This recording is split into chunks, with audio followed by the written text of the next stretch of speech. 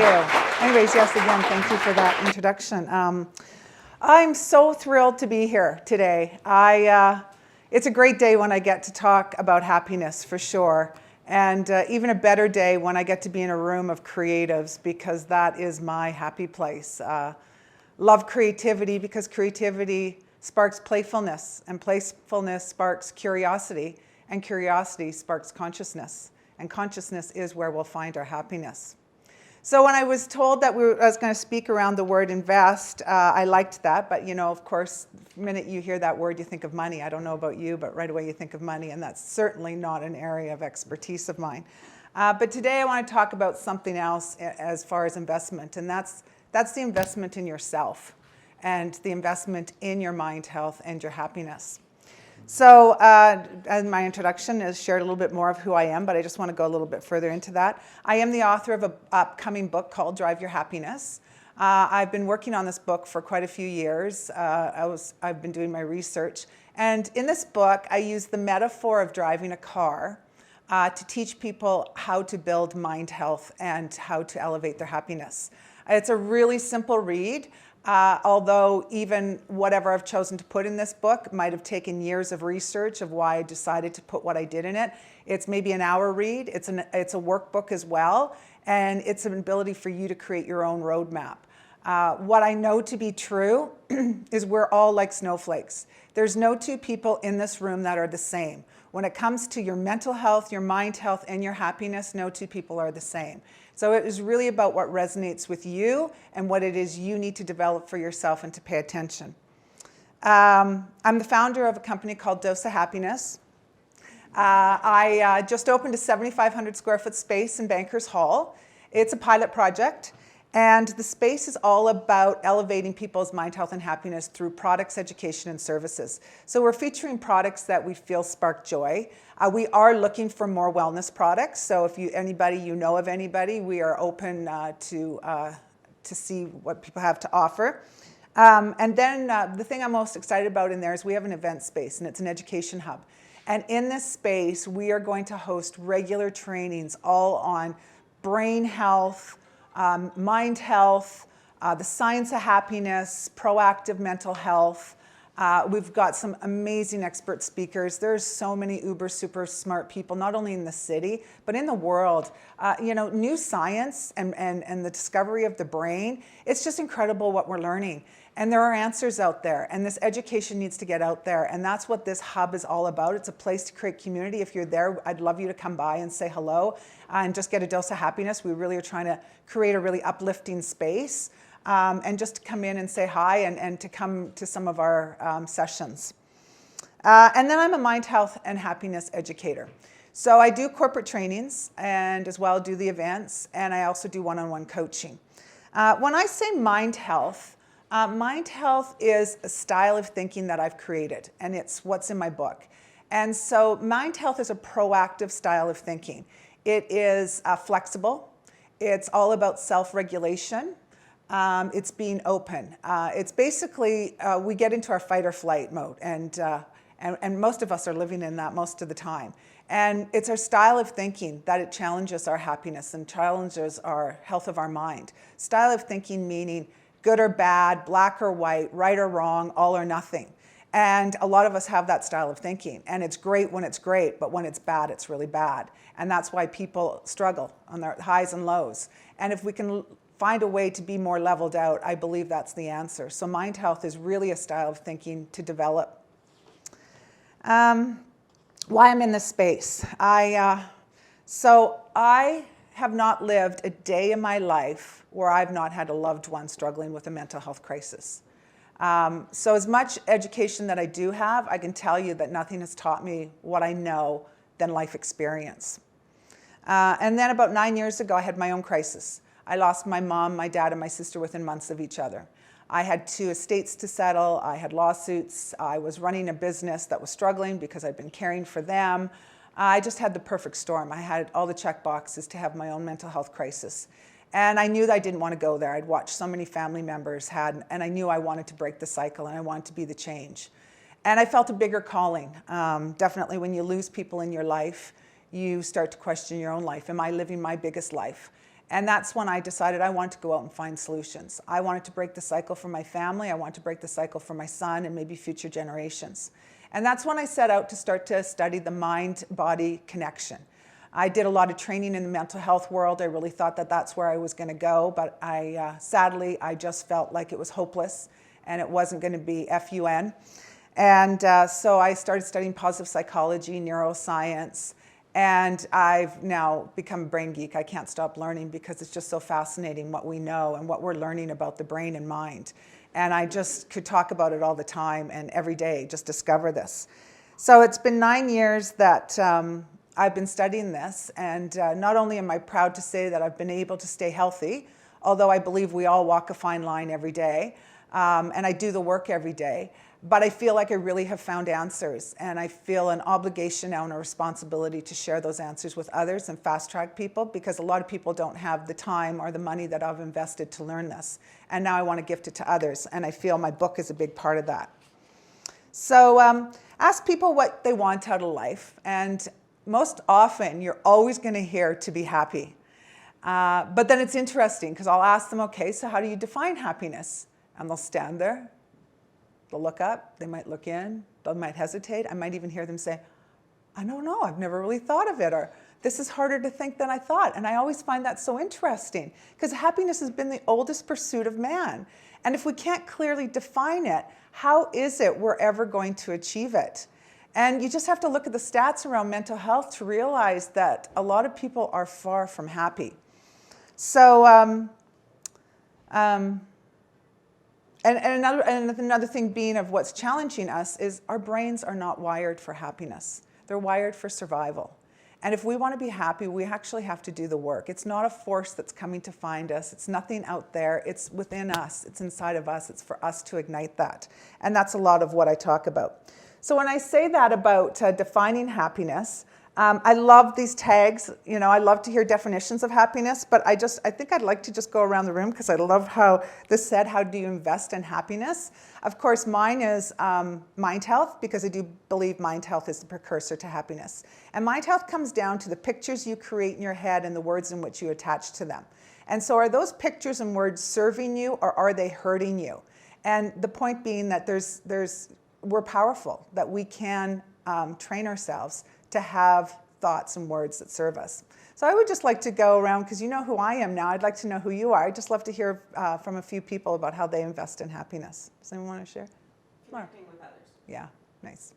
Very, yeah, huge. And yet, here we live in a world of this, and that's further from, they actually, if we scan your brain, and you go on social media for 5 minutes, and we scan your brain again, your brain will look the same as a brain on depression. It's amazing. And yet we've got this thing all the time, and it's so far from being connected and close. So huge. That's, yeah, big one. Play always. Yeah, love that. Yes, yes, play. Getting back to play. And you must come to our space, because that's what we're all about. We have a ping pong table, and we're putting in like all different activities. We really have got to get back to play, because it's that curiosity piece and it's that consciousness piece again. Awesome. Gratitude? Yeah, yeah, so big. Gratitude is probably, I don't have to sit here and talk about it. You can Google it. Go on. I mean, honestly, people are getting off like the strongest medications through gratitude. They're healing themselves through gratitude. The power of gratitude is huge, and it's actually one of the skills that I teach.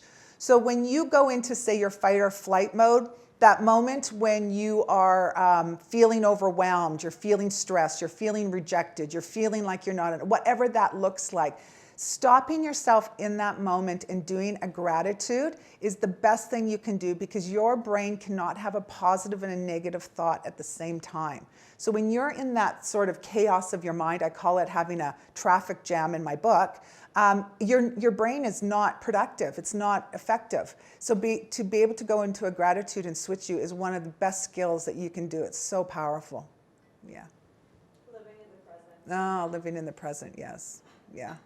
Which again is, yeah, something that we're always moving so fast. As the world is speeding up, happiness levels are going down.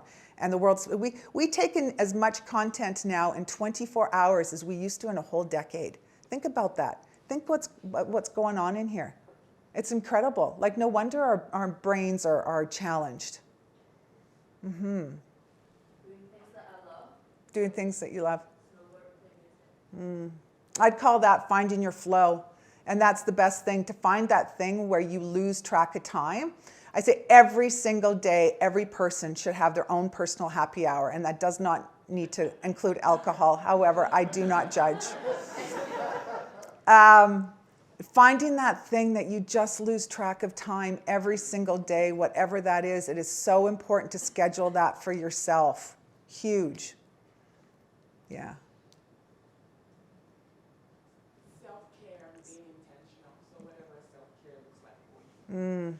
Yes, absolutely. And we're going to talk a little bit about that. Self-care is just, you is the most important relationship you are going to ever build in this lifetime is with yourself. I work with a lot of women. Women really are my specialty, and I'll hear, my biggest fear is the fear of being alone. And that always tells me that there's no connection to self. And that is the self-care of knowing who you are, knowing where you're going, and knowing how you're getting there. That belief in you, that you know that you matter, that you belong, that you're connected to you. And it's so important. And so many people, we disconnect from that. We get so wrapped up in our worlds, with our families, with our jobs, all our responsibilities, that we forget about us. So yeah, huge. Thank you. Anyone else? One more? Exploration and discovery. Oh, yes. Yes. Again, that falls into that whole curiosity piece too. We are here to grow. I call it staying groovy with the world. It is so important to show up for life every single day. And I don't care at what age you are at. It breaks my heart when I hear people say, am I too old, or I can't do this? We are to grow to the end of time. We're all to do the Betty White, as I call it, right? And keep going. There's always something that there is for us to learn and to grow our wisdom, because if you think you know it all, you're in the wrong room. And it just breaks my heart when we just settle and then we're just getting through the years. And that, again, does not help our mind health, and it does not elevate our happiness at all. So to be in that curiosity stage, to always want to learn, to always be open to move forward and to try, but to be kind to self and to have compassion and not feel like you have to be the best. It's about just trying it and doing it and, praising self and believing in self. So love that. That's it? Nobody else wants to share? It's good? Okay. So my definition really of happiness, which again, I love to go around the room and talk about definitions, but I thought I'd do these tags, is again, my definition changes. I can't even tell you how many definitions I've had of happiness. And again, it's subjective. What one person believes is happiness is not what someone else. And there's no right or wrong answer. It's only what you believe, and that's okay. It comes down to, again, is what I said. It comes down to the pictures you create in your head and the words in which you attach to them, and how do they make you feel. Do they give you a positive emotion, or are they bringing you down and making you feel afraid? And that, to me, is really what happiness is. The importance of why you want to invest in happiness is, again, we're looking at the brain, and we're learning so much that when the brain is negative, the brain actually just completely shrivels up. I mean, when you're having a negative thought, you're shutting down your brain. There's no creativity that can flow through it, innovation, any of that. It's not serving you. And to have a more engaged, happy brain, and the brain is just open and things can flow through it. And it's proven. I mean, I've studied under Sean Acar. Has anybody heard of Sean Acar? Great book, Happiness Advantage. He's one of the top 10 TED Talks. I highly suggest listening to his TED Talk. And he studied at Harvard, and he came out, and what they've discovered, and he works with Fortune 100 companies now and goes in and teaches how we've always believed that our success led to happiness, right? We're going to get that job, we're going to be happy, we're going to get that big house, we're going to get happy, we're going to get that bonus, we're going to be happy. But instead, what really happens is we push our happiness over the horizon, because we get that house, and then that wears off, and then we want the bigger house.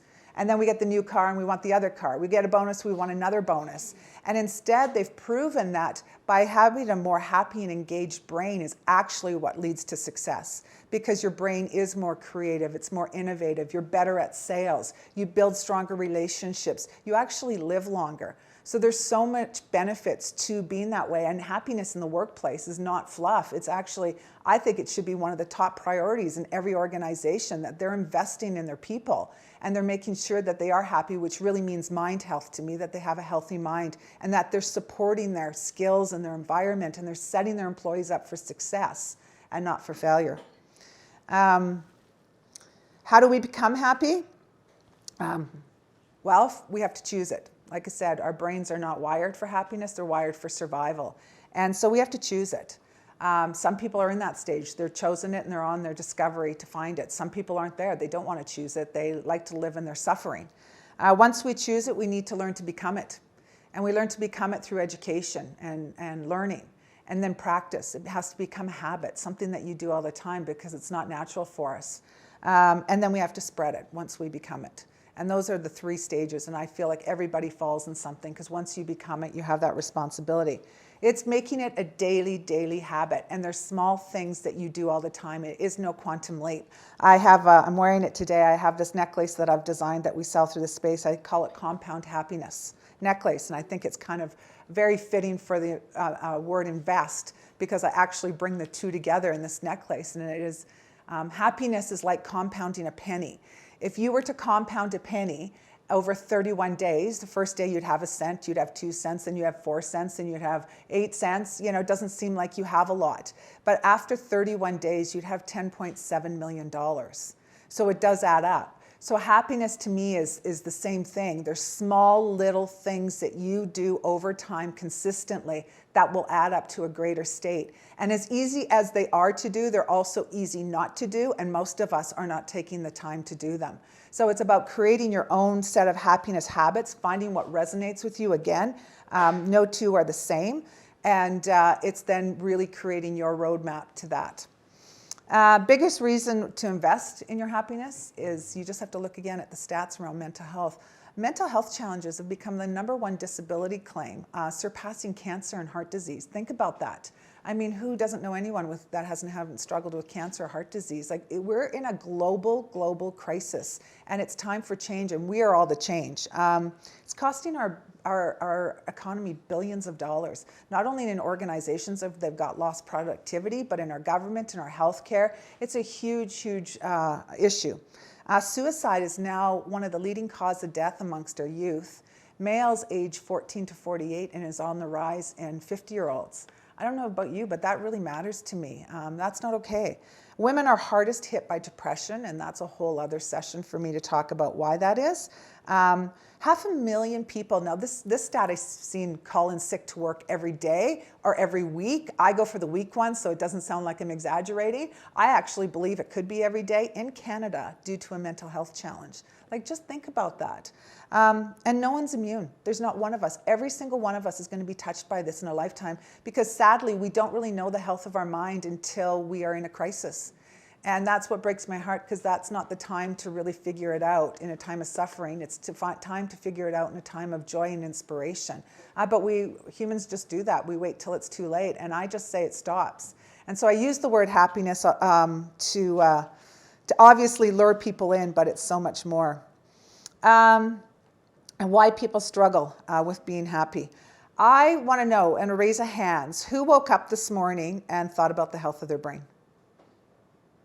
Okay, I like it. Will somebody share what did that look like? What does that look like? Well, I always want to start my day on a good feet. Yeah. And so I have a journal and start with gratitude Nice. right away, so that I start my day on the right foot. Nice. Love it. Anyone else? Oh, Laura? Yeah, same thing. Prayer, meditation, journaling in the morning. That's great. I love it. I have to tell you, I have not seen that many hands go up in a room yet when I've asked that question. So that's great. You know, making that a regular thing, we wake up, it's like brushing our teeth, it's like having a shower. It's waking up and thinking about the health of our brain. What are you putting into your body? We're realizing now that the gut actually has more influence on the brain than the brain itself. I mean, our gut's huge in what we're eating. Our brain hates sugar, by the way, which I'm sorry to say. But we're really learning a lot about that. And just about the meditations, taking care of yourself. For me, it's a non-negotiable principle that every morning you take care of you and you leave the house feeling the best about you. It's about making your bed look like it's a hotel room. So at the end of the day, because it's about having small wins throughout the day. Making your bed is a small win. Getting ready is a small win. Meditating is a small win. Eating healthy is a small win, because the minute when you go out the door, the world's going to start beating you up. You might get cut off in traffic. You're going to be late. You get whatever deadline. So you got to have all these small things to keep your energy up and to keep your belief. Great at the end of the day to come home after a long day and know that you go to this bed and it feels special for you, right? And it's small, but they're just, again, these small little things that add up. Another thing is low knowledge. We just don't know. Anxiety is high when knowledge is low. So some of the brain facts, which I just said, is one thing I say to people is, this is to me so interesting in the mental health world, is think about this. The brain is the only organ a doctor does not look at, but treats. Just think about that. And so I say this because I want to empower people to know to ask better questions if you come to a point where you are struggling with your happiness, to educate yourself and to have the questions.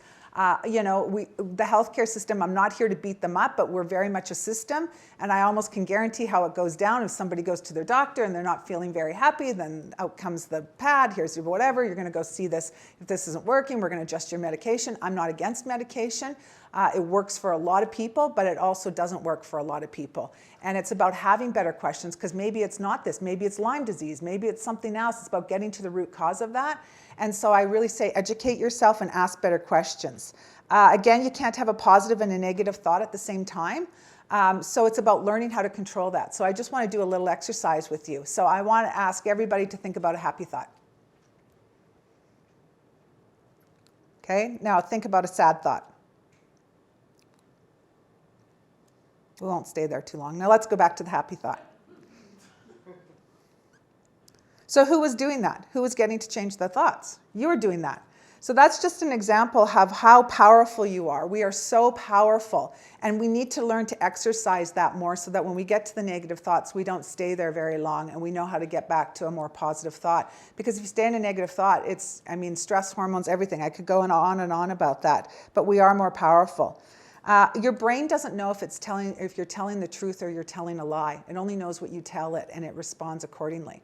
We get so stuck in the story that we start to create that we don't need to be true. We don't know to be true. Like how many times? And any parents in this room, raise your hand if you're a parent.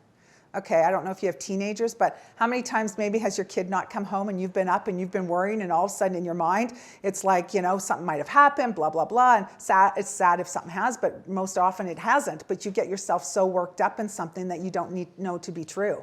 And this is what we do to ourselves in all aspects of life. We start to create that story and we get ourselves going. Instead of just sticking to the facts and knowing, is this really to be true? And dealing with the facts instead of the story. And then reforming the brain. Good news is neuroplasticity. We are not stuck with the brains we have. We can remold them at any time. And it's all about brain education. So we're so powerful to do that. And I think that's so exciting. Again, giving away our power. In my book, I talk about how you are the key to your vehicle. We have an intelligence about us that is actually greater than the mind. And we need to learn how to tap into that, and we need to know how to strengthen that. And that's what Mind Health is all about. I talk about in the book about building your own power phrases. Those phrases that you can switch your mind in that moment of when you're in a negative thought, you can say something and it gets you out of that. Leaving here today, I would love you to yourself is to just maybe come up with a power phrase. And maybe that's the one takeaway and the one thing that you put in your pocket, that the next time that you're feeling a little bit challenged or not feeling happy, that you use that power phrase. An example of that is I use a power phrase of one of mine is I'm no mouse. That's something I always say to myself. I'm no mouse, you're no mouse, because I'm giving it away. I feel like I'm blaming, I feel like I'm a victim, I feel like I'm, the poor me, the world's against me, this is so hard. And when I catch myself having those conversations and I say, I'm no mouse, all of a sudden it's like, oh yeah, right. Like it just shocks me out of that. Or the other one that I use all the time whenever I'm worrying about something. Maybe I'm worrying about health, or I'm worrying about a family member, I'm worrying about finances, I'm worrying about myself, whatever it is. Instead of sitting there and worrying about it, I stop myself and I say, and what am I going to do about it? And it totally changes the whole direction of the worry. So having power phrases is so, so important. Write a few down. Put them in your wallet. Have them on a piece of paper, and so that when you get in this way, pull them out, and it'll definitely help you. The unconscious incompetence. So basically is we don't know what we don't know. And when I work with somebody, it's about, moving them along the scale of you don't know what you don't know to moving them to not only do you know, but it becomes a habit. Learning about whole self. Really, to be really happy, you have to know whole self. You have to know your mental, emotional, physical, intellectual, relational, environmental, spiritual self, all those areas. You can be financially secure, but you can be emotionally bankrupt or have bad relationships. That's not going to make you happy. You can have a bad environment, or whatever the case might be. We have to look at whole self and work on whole self, and we bring that all together, and that will elevate our happiness. Needs aren't being met. One of the biggest things we're being challenged, our needs aren't being met. I mean, Tony Robbins talks about this all the time. We have 6 basic human needs: the need for certainty, uncertainty, significance, love, connection, purpose, and growth. And we either meet these needs in a negative way or we meet them in a positive way. And if we're meeting these needs in a negative way, it's going to challenge our happiness. And everybody has 2 top basic human needs that drive their life. And the one being the most damaging is significance. And that's what we see the most when you are always needing to feel significant, that keeping up with the Joneses. It's about the title, it's about the better. You are never going to be happy. And instead of having significance being about contribution. And so that's one basic need, and that's the reason a lot of women struggle with depression, is because a lot of women have that need for that significance, to be liked, to feel like they belong, to that people admire them.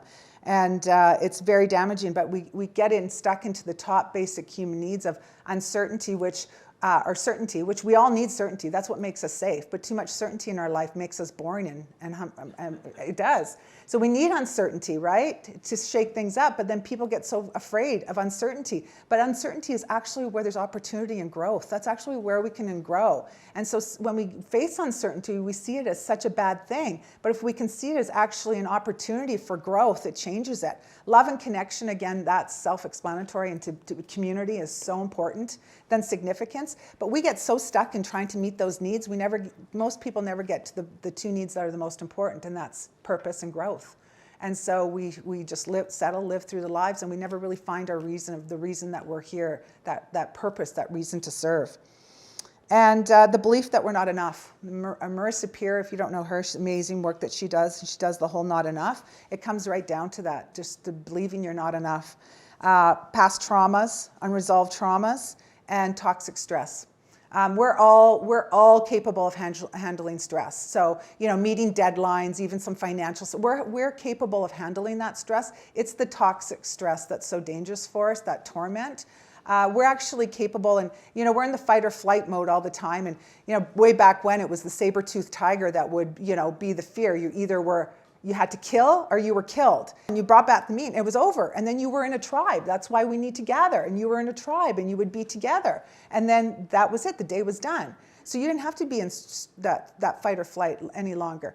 Well, instead now, the average person is in fight or flight mode 70% of the time in the day. That's why mental health is going the wrong way. We are not wired to handle this much stress. So that's why we have to have the skills to get out of that. So just to kind of finish up that, the invest in yourself. And I just want to tell you just a quick story. When I said I had family members who struggled, the one that is so dear to my heart is my mother. So I grew up in Calgary. My father was in the oil industry, successful. We had a beautiful home, us 3 kids, I'd say we were good kids. I don't know if my parents would say the same thing, but it didn't cause a lot of trouble. There was nothing, our family really had all the check boxes. We had all the resources. My dad just adored my mother. He just loved her so much. And through my life, my mom went in and out of these episodes of sadness. And sometimes she wouldn't get out of bed, called pajama syndrome. It's like, oh, mom's going into that whatever. And she wouldn't kind of, maybe not for a week, maybe the next one it was a month. And as the years passed, because depression compounds, some of her episodes would last a really long time. And I grew up with this my whole life, and we tried to find answers, never found answers, and tried to figure it out because she had all the resources. And it wasn't until I turned 21 that my mom had the episode of all episodes, and she ended up going catatonic. And there was no hope for the healthcare had no answers for her. Terrible treatment she had to go through, but they were unsuccessful. And they basically said that she should go to an institution for the remainder of her life. And my father said, absolutely not. My wife's not going. And he came to us kids and he said, we're going to bring your mom home. So we brought my mother home, and she laid in the bedroom for 20 years, did not come out. Just think about that, for 20 years. So for us, our family just had to find this new normal of what that was. And, there was a lot of shame. There was a lot of isolation. We didn't tell a lot of people. People would ask me about my mom, and I would just make up stuff because of the stigma. And at the time, I never heard anybody with mental health. I mean, now it's like everyone's got something. But at the time, we really felt isolated. And when you go through that, and this is the part that I say, as much as the education, when you watch that, I got to watch everything. I had no idea. I couldn't help her. I didn't know. I was in my own, having my own situation, dealing with it. But now, after 9 years of studying, sadly, I really wish my mom could have a do-over because there's so many answers. And I realize now, definitely my mom definitely would have had some unresolved trauma from childhood. Absolutely, without a doubt. But the reason that she went there is because she never believed that she was enough. She was such a loving, kind person that she always gave herself to others. And she disconnected from herself along the way. And it was at 49 years old, which is an age where most women will suffer from depression, not only hormonal, but it's the disconnect piece. Her parents were getting sick, and she was, lived for her parents. My father ended up leaving the oil industry, and us kids didn't need her anymore. And, she just had a lot of things. And she looked in the mirror finally, and I think she looked back, and she didn't know who she was. And she'd never believed in herself. And that's the point of the message of being, the importance of investing in yourself. And, there's that one bit of hope, and it's what I do and why I do what I do. She had been laying in bed for 5 years, and I was getting married. And when I told her I was getting married, I said, Mom, are you going to come to my wedding? She was about capable of saying, 5 words or so. And she would say, of course I am. And she'd get mad at me, and I'd just kind of smile. So this went on for a while, and my dad would say, your mom's probably not coming to the wedding. I said, I know, but she says she is. Let's play the game. So we bought her a dress. Day of the wedding, my sister said, you go get your hair done. I'll see if I can get Mom ready. I get back from getting my hair done. My sister says to me, Mom, let me do her hair. Her hair's done. I'm like, really? She hasn't done her hair in 5 years. I'm like, really? She goes, yeah. And we're just trying to be really cool. And then all of a sudden my sister goes, Mom's got her dress on. I'm like, she does? She goes, yeah, she's got her dress on. So I'm like, okay. So I go downstairs. I'm going to get my pictures taken with the photographer. And I'm in the backyard. And all of a sudden my mom walks out in the backyard. And now all my girlfriends are there. And our whole family is trying not to make a big deal because we do not want to make my mom feel comfortable. But we're uncomfortable. But we're just thinking, what? She stands in the photos, takes the photos. Now the limo arrives, and we're thinking what's going to happen. Mom goes outside, down the driveway, and gets into the limo. We're driving to the church, and I'm thinking to myself, oh, are we going to get halfway and have to turn around? Get to the church, Mom gets out of the car and walks down the aisle and sits there. Sits through the whole service, comes out, and I think, okay, now is it? She's going to have to go home. Nope, Mom gets in the car and goes out to Purtis for the reception, and she gets through the entire reception, even stands in this receiving line and shakes people's hands.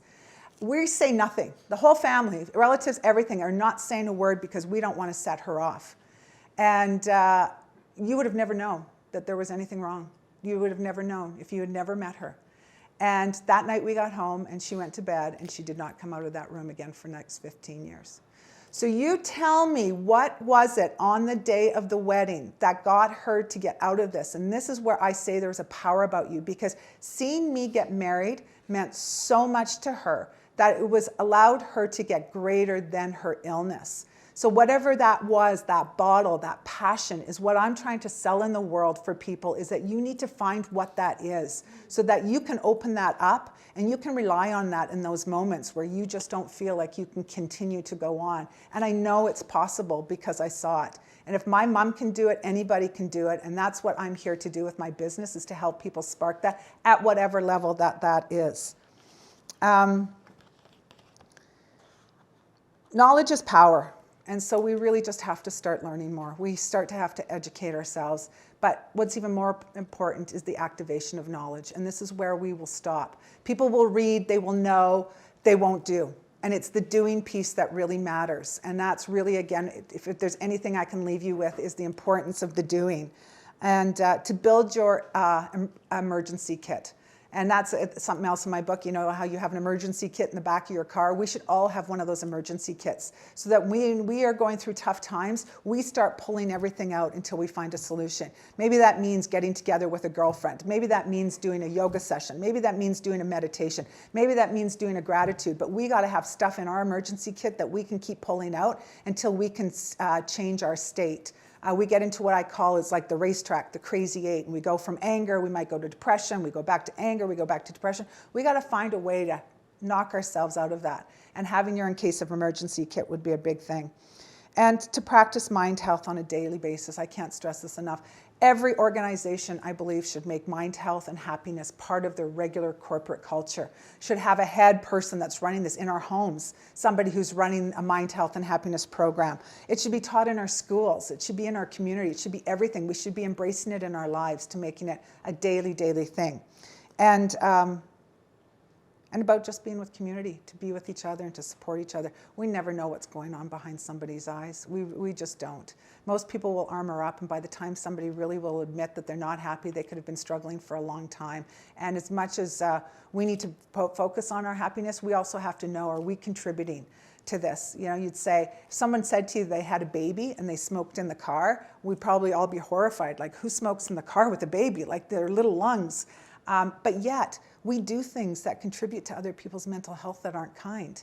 We judge people, we gossip about them, we bully them, we ignore them. So as much as we need to focus on our own mental health, we also have to be responsible for what we are contributing to others and their mental health, and pay attention to that. Thank you.